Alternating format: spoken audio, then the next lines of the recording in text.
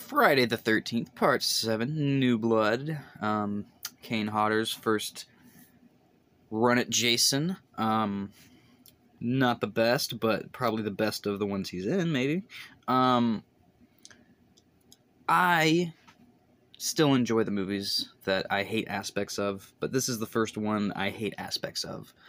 But not a kill per se. I mean, I do hate what the MPA did to this movie. I mean, if you watch the uncut kills, this has the best kills of the franchise, maybe. In fact, one of the kills, is not, it's a great kill, but, the uncut version would be in my top 3 kills of the franchise if they had put that in there. But, without further ado, in 16th place we got John Shepard, who's drowned in a patricide. Yeah, psychic patricide. Drowned by his daughter. Yeah. What are we doing here? I don't know. Yeah, it's pretty lame. It's not really Jason, for one. For two, it's pretty tame. It's kind of dumb, honestly. Why would you show Jason in the lake and then cut to 10 years later? The time, this movie fucks the time frame up. Because by the 4th movie, the time jump in the 2nd movie was caught up to. And then the 5th and 6th movie, there's time jumps, but only by, 4 years, if you include both of them, I think. Now, this one really pushes that time fucking frame. But, honestly, that's fine, because the 90s had, no Jason movies besides Jason Goes to Hell, so all the ones that would take place in the 90s aren't, the timeline's not more muddled up because of that. I don't know what I'm talking about. This has nothing to do with the kills. But, anyway, number 15 is, Maddie, who is killed entirely off-screen with a fucking, whatchamacallit. Need a little touch-up, work my ass. That kill. Yeah. I don't have a lot to say about this kill. I just know that it's the fucking worst, because, there's not, any impact at all, and, it's just weapon swing at camera and a scream when it cuts to outside. So that's not a good kill. Not a good kill at all. Number 14 would be Jane, who gets stabbed in the back of the head with a tent spike. I like the way the blood, comes out, but, it's not that great. It's all the kills in this movie cut away way too fucking fast. They're not great, so I don't know. There's not a lot to say about this. She gets stabbed in the back of the head with a fucking tent spike. I mean, Number 13 is Robin, yeeted out a window, only now she doesn't have a car to fall on, so it's an even worse kill. It makes more sense because he's not standing outside the second-story window. So this one makes more sense, but doesn't have as much badassery to it. So it's, I don't know, repeat kill that's, lamer. I do think it's funny the way she lands, because she lands, kind of slow for, falling that quickly, and, just... It's like she just laid down. It's pretty funny. At number 12, we got Sandra, who is just drowned. Just grabbed by the ankle and straight drowned. And I think this is one of the first instances where it's extremely obvious Jason's teleporting. I mean Elizabeth in part 6, he seems to teleport, but in this one he goes from the beach to the middle of the fucking lake.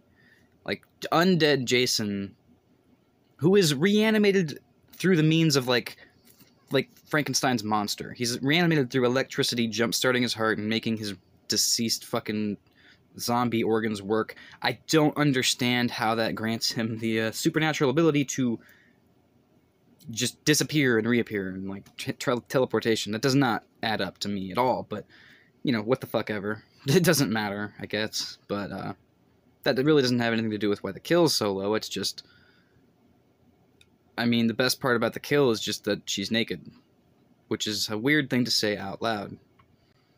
Cute girl. Was. Well, she still is.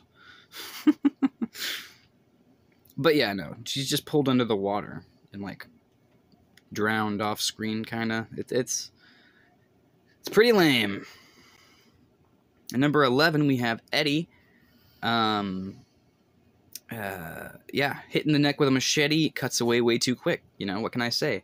I like the character, and I do actually enjoy this kill, but I do think it cuts away way too fucking quick.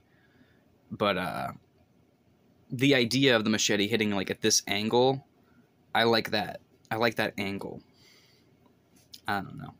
At number 10, we got David, who's just stabbed in the chest with a fucking knife.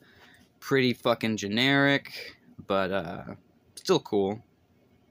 You know, I mean, it's still a guy getting stabbed in the fucking chest with a knife. I mean, it's like, what are we watching here? Like, yeah, that's a good kill, but, like, there's better ones. And this is where we piss people off a lot. Because my number 9 is Judy, the sleeping bag kill.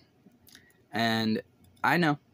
You know, fuck you too. But, no, I think it's a good kill. I like it. It's probably, like, I would say I like all the kills after, like, Eddie. But I think it's brutal. I like the idea that, like, her fucking head cracked open in the fucking sleep... No, that was her feet that hit the sleeping bag. Well, whatever. It doesn't matter. She's fucking dead. I love that it's one swing, just boom, everything's broken. She's dead immediately.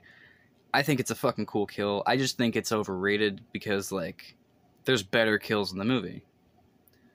But, you know, whatever. That's neither here nor there. Number 8 would be Michael, who gets the tent spike thrown in his back. And then he crawls, and then Jason lifts him up and then flings him off of the spike without, like he's shaking something, like he's fucking shaking. Like, you ever just stab a steak with a fork and then pick it up and then just eat the steak off the fork instead of cutting it? Like, that's how I eat steak. It's like he's got, like, half the steak left and he's trying to fling it back onto the plate real quick so he can, like, go do something. It's like the haphazardous just fucking yeet. I don't know. I like it. I like the way William Butler looks when he's, like, getting, like... He does good acting when he gets, like, lifted through the back and he's bleeding out of the mouth. It's fucking cool. I like that kill a lot.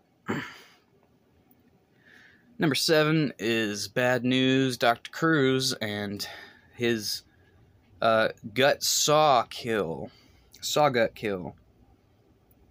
Guts cut up with a saw. Not enough of it's on screen, but I hate the fucker, love to see him go, and I like the weapon. Not much else to say about that one. Up next is Dan, and I always thought this kill was underrated. I love it. Jason punches into his back out of his chest, and then uses his other hand to break his neck, and then lets the corpse lifelessly fall off of his arm that's in him.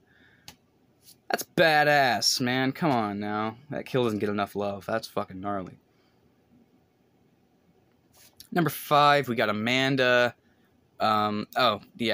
She gets that weird long stick thing with a small blade at the end of it shoved through her, and that was cool. It looks cooler in her not death scene when Tina's imagining it, but I do like I like that Cruz kind of holds her as a human shield. I thought that was funny, and it also, like, made you want him to die even more. So that was cool. Number 4, we got Melissa with the axe to the face. Fuck that bitch, and I love the fucking lifeless fucking ragdoll yeet across the room over the TV. That was cool. Number 3, Russell, one of the kills that would be, like, way higher in my overall ranking if it was the uncut version, but, like, the golf axe swing that hits like this, and then you get to see it a little bit later. That's fucking gnarly, and if the uncut version of that kill was in here, it probably would be even higher. Which goes double for my number 2, which would be Ben, who gets his head crushed, and I like the top, like, and I might be biased on this kill just because I know what it would have been. And I tried to only think about the kills in the context of the movie, the way they were cut. But this kill is like top 3 kills of the franchise. If you watch the uncut version of Ben getting his head crushed, he like literally sandwiches it to where his hands are touching each other. And there's just gushing blood coming out of his face. And it's awesome. As is, it's still a pretty cool head crush, and I like that instead of on the sides of the face, it's the top and the bottom this time. And, you know, fuck you, MPAA. At number 1, we have Kate, Party Horn of the Eye. Fucking hilarious. I mean, not a lot more to say about that one. I will say it'd be a lot lower if the other kills weren't so goddamn cut. Like, there's some great fucking banger kills in this fucking movie. And I honestly think no one would give a shit about the picture quality.